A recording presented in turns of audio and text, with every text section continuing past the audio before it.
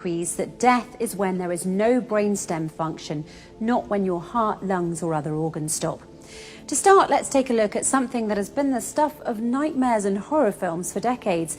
It's the story of some poor soul who, for whatever reason, has been declared dead and buried 6 feet under, but they're still alive. Now, if you think this story can only happen in a horror movie, you'd be dead wrong, pun intended. One look at recent stories right from the news proves it. A woman who gave birth 3 months after she was pronounced dead, another who was still alive when she was put into a body bag in the morgue and subsequently froze to death. Why do these horrific cases exist? Because of this alarming fact, there are no universal guidelines for doctors when it comes to declaring a person dead. Yes, you heard that correctly. Even among doctors, the definition of death isn't fully agreed upon. You're dead when a doctor says you're dead. A person can be pronounced dead if their heart stops, but they can also be revived in many cases.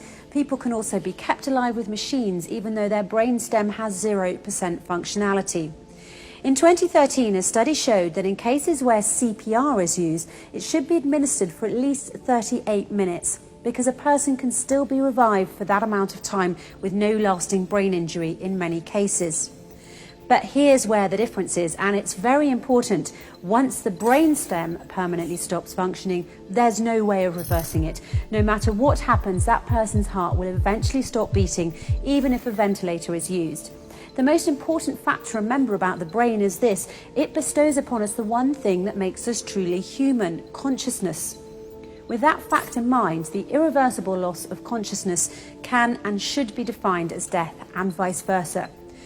Now, here's another fact that might surprise you. When you sleep, your brainstem is inactive, and there are those who argue that sleep is also a loss of consciousness due to the inactivity of the brainstem effector neurons when a person is sleeping.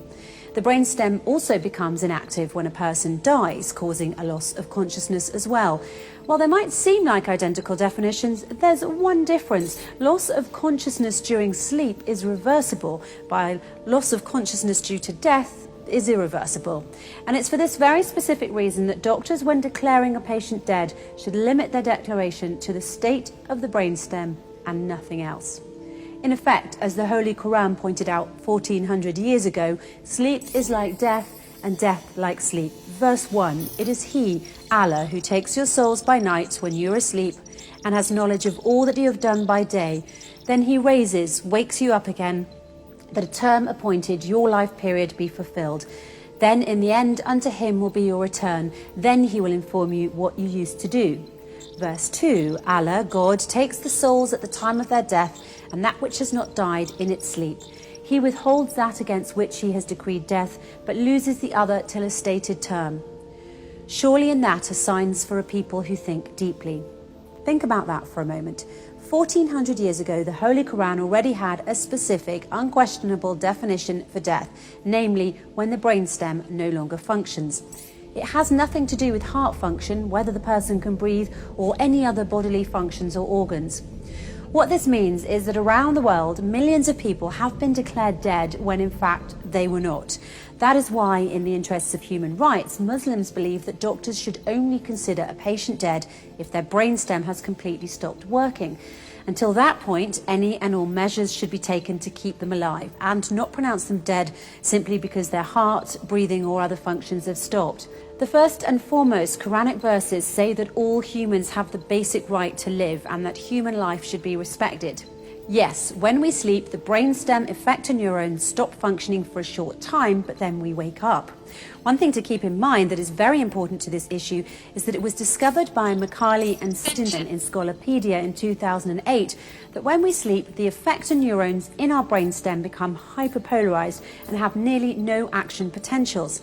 It's for this reason that before sleeping every night, you should pray that your brainstem neurons are depolarized so that you may once again wake up and enjoy another day. Why not make sure that everyone around the world has the chance to wake up by following the Holy Quran and only declaring someone dead if their brainstem has permanently stopped, nothing else?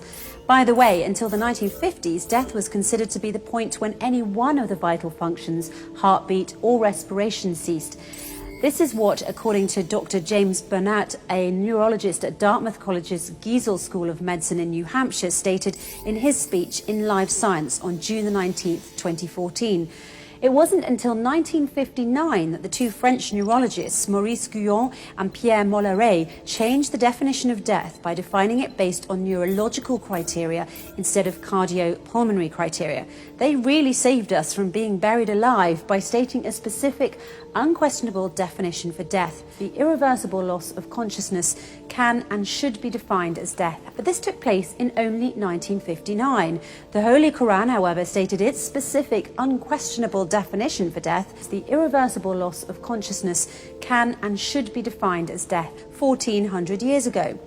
In order to truly respect human life, we need to agree on a universal definition of death.